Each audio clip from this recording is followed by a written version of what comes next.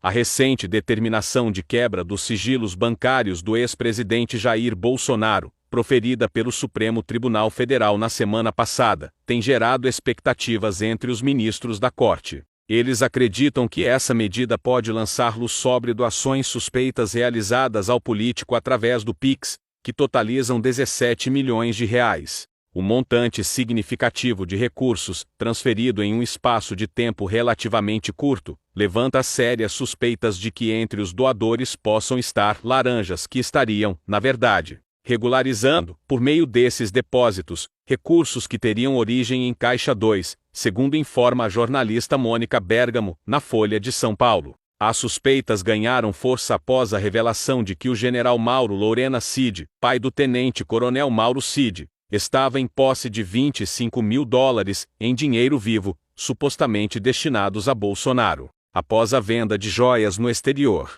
Aliados de Jair Bolsonaro pretendem contestar a delação premiada do tenente-coronel Mauro Cid, ex-ajudante de ordens do ex-mandatário, que foi homologada pelo ministro do Supremo Tribunal Federal, Alexandre de Moraes, no sábado 9, alegando que o acordo de colaboração premiada foi firmado sem a participação do Ministério Público Federal. A informação é do jornal Folha de São Paulo. No sábado, pouco após os termos do acordo de delação terem sido homologados por Moraes, o Procurador-Geral da República, Augusto Aras, afirmou que a PGR não aceita delações conduzidas pela Polícia Federal. O STF, porém, decidiu em 2018 que a PF pode celebrar acordos de delação, sem a participação do MPF. A reportagem destaca que a defesa de Bolsonaro deverá alegar que cabe ao Ministério Público o domínio da ação penal, já que é a instituição quem denuncia ou não o investigado. Por isso, avalia uma pessoa do entorno do ex-presidente, só quem pode ditar o alcance do acordo de colaboração é quem acusa e, no caso, não seria a PF.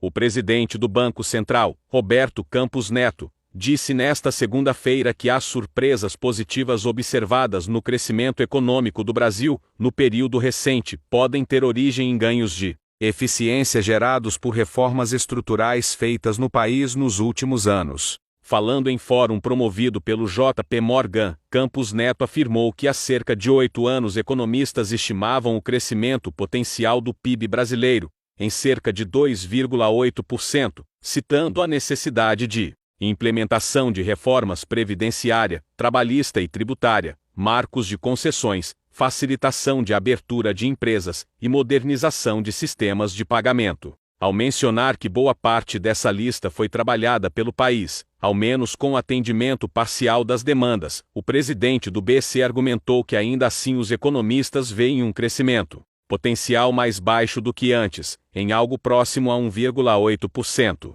Na sexta-feira, números do IBGE mostraram que o PIB brasileiro cresceu 0,9% no segundo trimestre do ano, sobre o trimestre anterior, bem acima do 0,3% projetado por economistas, em pesquisa da Reuters. O ministro André Mendonça, do Supremo Tribunal Federal, anulou a decisão do Tribunal de Justiça de São Paulo, que removeu um espetáculo de stand-up do humorista Léo Lins de todas as plataformas digitais. Segundo informações do jornal O Globo, a determinação, divulgada na última quinta-feira, 28, envolve o show perturbador, que estava sendo investigado por supostamente promover ódio e enredos discriminatórios, injuriosos e humilhantes, notadamente contra negros, pessoas com deficiência e nordestinos. Em maio, a juíza Dina Fonseca Correia ordenou a retirada do programa e proibiu Léo Lins de fazer comentários ou divulgar qualquer conteúdo depreciativo ou humilhante, direcionado a grupos considerados minorias ou vulneráveis. Além disso, ele foi impedido de deixar sua região de jurisdição sem autorização prévia do tribunal. O Ministério Público de São Paulo acusou o humorista de possível envolvimento em crimes de racismo e discriminação contra pessoas com deficiência.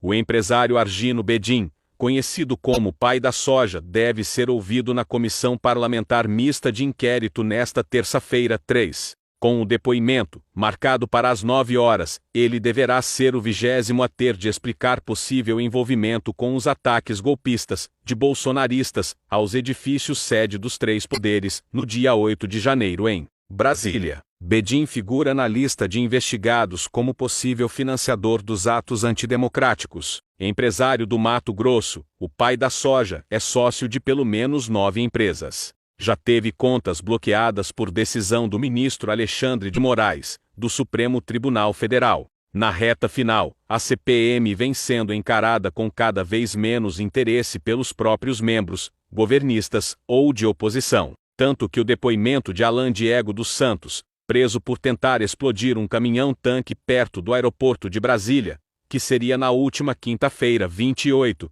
foi desmarcado por falta de quórum.